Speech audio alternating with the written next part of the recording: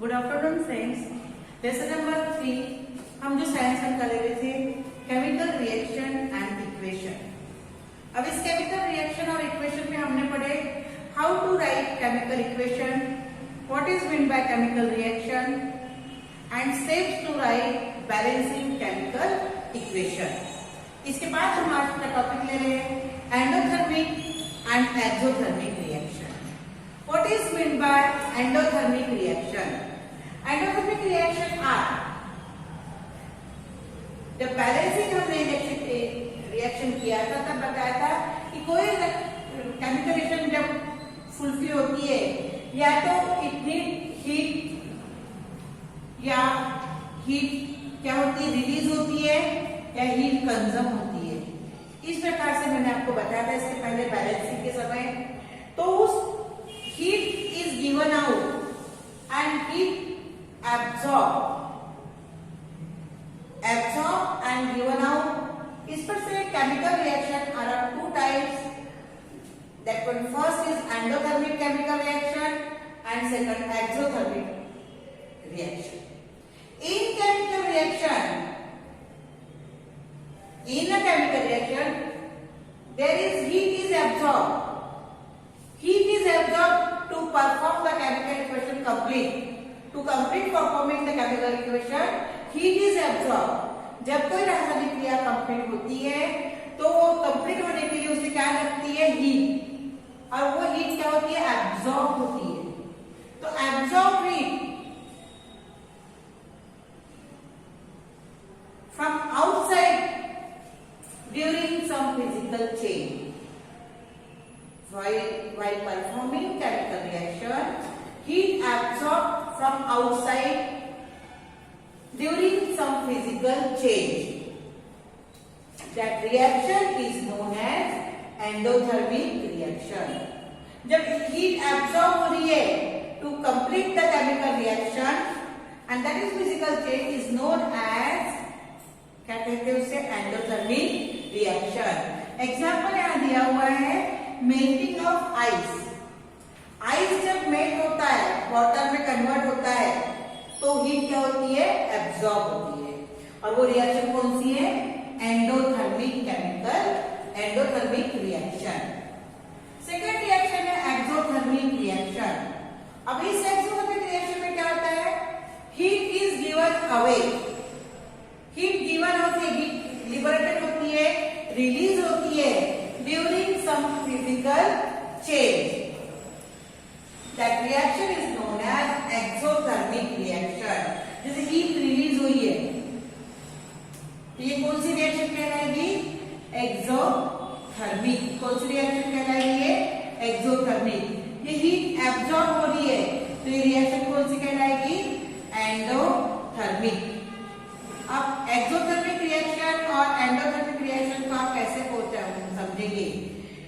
When heat is absorbed from outside during some physical change, then reaction is known as endothermic reaction। Example है melting of ice और दूसरा है exothermic reaction। Heat is given away during some physical change, that reaction is known as exothermic reaction। हमने जो sign बताया liberate हो रही है, गिवन अवे हो रही है तो एक्सोथर्मिक है, और एब्जॉर्ब हो रही है तो कौन सी है एंडोथर्मिक रिएक्शन। अब जैसे कि घर में दिवाली में चूल्हा लगाते हैं कई लोग, तो उस चूल्हे में को पानी में डालते हैं। जैसे चूल्हे को पानी में डालते हैं तो वो बिल्कुल रिएक्शन होती है, वहां पे भाप निकलती है, हीट निकलती है। दैट इज कौन सी रिएक्शन है वो एक्सोथर्मिक। Then to carry out exothermic and endothermic reaction हमको दो बॉटल्स लेनी है। दो बॉटल्स पे हमने दो बॉटल्स में क्या किया है, अभी यहाँ पे दो बॉटल ली है और वहां पे एक एक्सपेरिमेंट बता रहे हैं कि ये एग्जांपल एंडोथर्मिक है कि एक्सोथर्मिक है। 100 ml की यहाँ देखो ये बॉटल्स है, ये 100 ml की बीकर है और एक दूसरी भी 100 ml की बीकर है। इसमें क्या है वाटर, दोनों में क्या डला हुआ है? वाटर यानी पानी, मालूम है ना?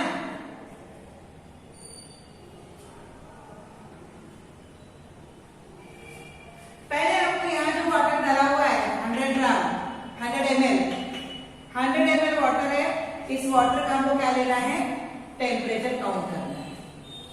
टेम्परेचर काउंट करेंगे तभी पता चलेगा कि गिवन रिएक्शन इज एंडोथर्मिक और एक्सोथर्मिक। वो करने के बाद हमको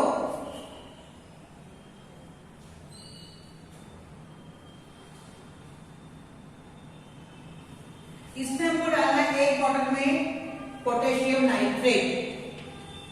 हमने क्या किया? एक बीकर ली, उस बीकर में 100 ml वाटर डाला है। कितना वाटर डाला है? 100 ml। और उसमें 5 ग्राम पोटेशियम नाइट्रेट डाल दिया। पहले टेम्परेचर ले लिया, सपोज इसका टेम्परेचर 30 डिग्री आ रहा है। हमने इसमें डाला पोटेशियम नाइट्रेट। तो पोटेशियम नाइट्रेट डालने के बाद, ठीक है, इसका टेम्परेचर राइज होता है कि लो होता है, ये हमको देखना है। दूसरे इसमें भी हमने 100 ml वाटर डाला है, टेम्परेचर काउंट किया, और यहाँ 5 ग्राम हमने क्या डाला? NaOH, sodium hydro oxide. Shake किया दोनों बॉटल को, और दोनों बॉटल को शेक करने के बाद हमने टेम्परेचर नोट किया। इन द फर्स्ट बॉटल जिसमें KNO3 है, the process of dissolution of potassium nitrate takes place, while in second bottle the process of dissolution of sodium nitrate takes place। यहाँ पे ये पोटेशियम नाइट्रेट डिसोल्व हो रहा है, और यहाँ पे क्या हो रहा है? Sodium hydro oxide.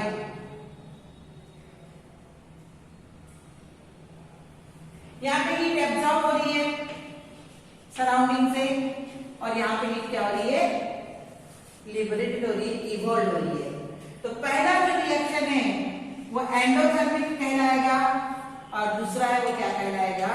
एक्सोथर्मिक। ये हो गया endothermic reaction and exothermic reaction. When heat is absorbed during some physical change, then the reaction is known as endothermic reaction.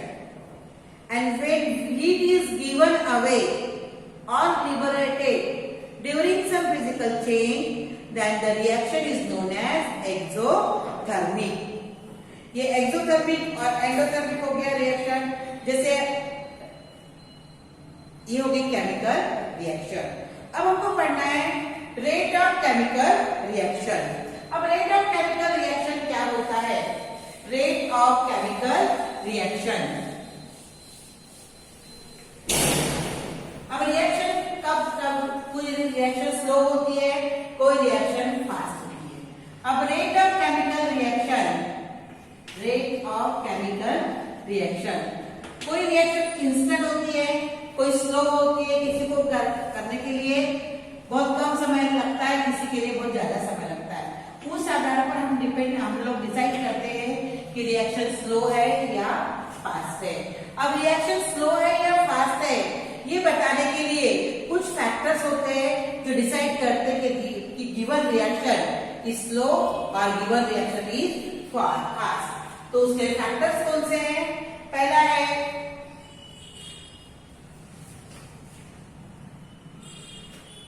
Rate of chemical reaction. तो इसमें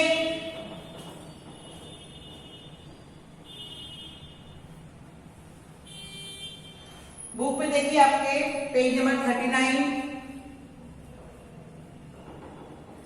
cooking gas start burning on ignition. Cooking gas जो होता है आपने कहा LPG gas, उसको हम ignite करते हैं तो जो वो क्या होता है? जलता है। Iron articles undergoes rusting। लोहे के बर्तन बाहर में रख दो खुले में तो रस्ट होते वो जंग लग जाता है उसे। Erosion of rocks takes place to form soil।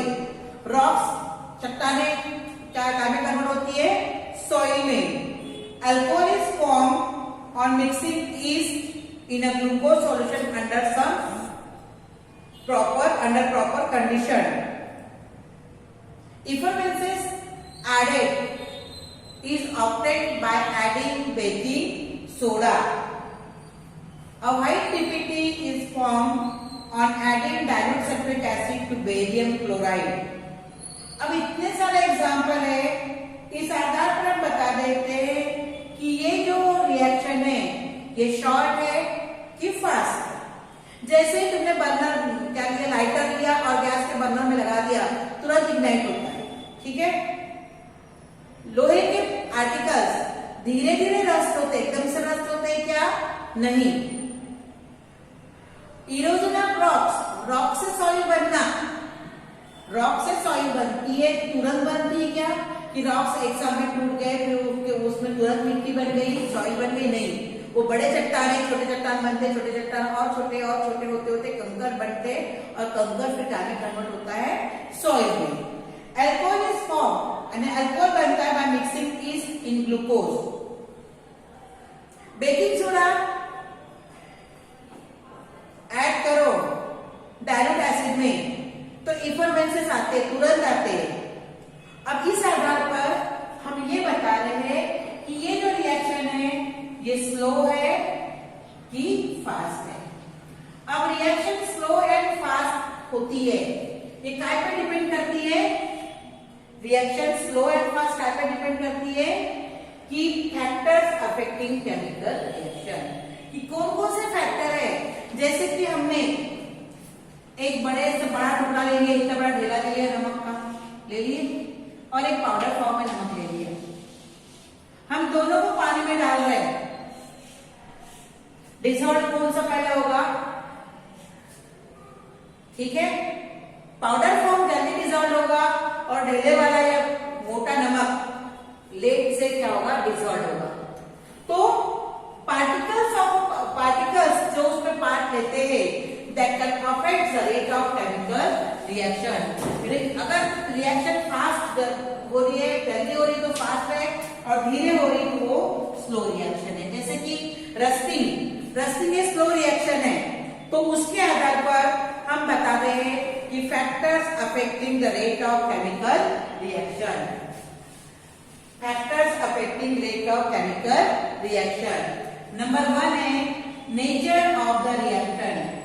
Nature of the reactant। Nature of the reactant। Nature of the reactant, अब इसमें क्या है? Let us see reaction of the metals aluminium। जो सेकेंड है इसमें size of particle, size of the particles of reactant।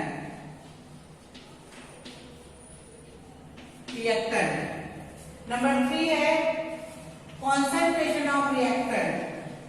concentration of reactant। Number 4 है temperature, और number 5 है कैटलिस्ट।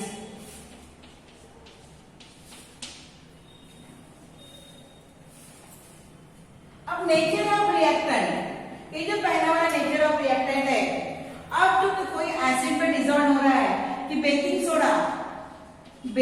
सोडा हमने प्लस एसिड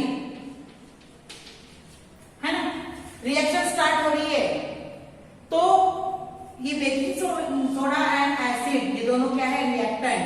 ये reactant convert into product, that is chemical reaction. हमने पहले ही पढ़े the when two or more than two reactant unite to form a single product या double product, that is known as chemical reaction। तो ये baking soda, अब ये acid ये dilute है कि कॉन्सेंट्रेट, इस पर डिपेंड करेगा rate of chemical reaction, that is nature of the reactant. Number 2 size of the particles of reactant. Size of the particles मैंने अभी बताया, ये पाउडर फॉर्म है ना, और ये सॉलिड फॉर्म है। हम पानी में डिसॉल्व करेंगे तो पाउडर फॉर्म जल्दी डिसॉल्व होगा और सॉलिड मटेरियल जल्दी डिसॉल्व नहीं होगा। मैं नमक का एग्जांपल दिया, शक्कर का भी एग्जांपल दे सकती हूँ। शक्कर के थोड़े बारीक बारीक दाने का शक्कर है और पाउडर फॉर्म में शक्कर है, तो डिसॉल्व पहले कौन होगा? पाउडर फॉर्म की शक्कर। तो उस पर type of rate of chemical reaction depend करता है size of the particles of the reactant. Number 2 की कॉन्सेंट्रेशन कि रिएक्टेंट कितने कॉन्सेंट्रेट है, अभी कहा था डाइल्यूट है कि कॉन्सेंट्रेट, स्ट्रॉन्ग है, स्ट्रॉन्ग एसिड है कि वीक एसिड है। डाइल्यूट यानी वीक एसिड वीक हो गया और कॉन्सेंट्रेट यानी स्ट्रॉन्ग हो गया, उस पर डिपेंड करेगा। नंबर 4 है टेम्परेचर। टेम्परेचर जितना ज्यादा उतना रेट ऑफ रिएक्शन ज्यादा, फास्ट हो रही है स्लो हो रही है, हमको पता करना है रिएक्शन स्लो है या फास्ट है। रिएक्शन स्लो है या फास्ट है पर डिपेंड करेगी ये 5 फैक्टर पर। पहला nature of the reactant, number 2 size of the reactant, number 3 का concentration of the reactant, number 4 temperature and number 5 catalyst. ये कैटलिस्ट क्या है? कैटलिस्ट क्या है? The substance in whose presence the rate of chemical reaction change without causing any chemical change in the substance। अब catalyst ऐसा substance है by its mere presence, इसके presence से ही it alters the rate of chemical reaction। Catalyst क्या है? by its mere presence it alters the chemical reaction, at the end the substance remain as it is, that it is known as catalyst। जब hydrogenation होता है, जब वनस्पति घी बनाया जाता है तो निकल एंड कैडमियम ये दोनों वनस्पति घी बनाने के समय निकल एंड कैडमियम कैटलिस्ट का काम करते हैं। जब ऑक्सीजन लैब में बनता है तो उसके लिए टेम्परेचर लगता है 1100-1200 डिग्री टेम्परेचर, परंतु कांच के टुकड़े उसमें डाले जाते हैं तो ये टेम्परेचर होता है 600-700 में कंप्लीट हो जाता है, then it is known as catalyst. हम कल पढ़ेंगे what is mean by oxidation and what is mean by reduction. आप ये पांचों जो है rate of chemical reaction and factors affecting rate of chemical reaction, इन पांचों को और कैटलिस्ट की डेफिनेशन पढ़ लेना, ठीक है? डेफिनेशन लिख लेना और इनके एक एक नाम भी लिखो तो अपने को 3 मार्क या 2 मार्क का ये सब चीज मिल जाता है। What is mean by endothermic reaction and what is mean bye exothermic reaction. 10th class के स्टूडेंट बेटा आप सभी लोग जो ब्रिज कोर्स के पेपर है गुरुवार तक क्लासेस सबमिट कीजिए, class A and class B। Thank you. ठीक है, जमा सब्सक्राइब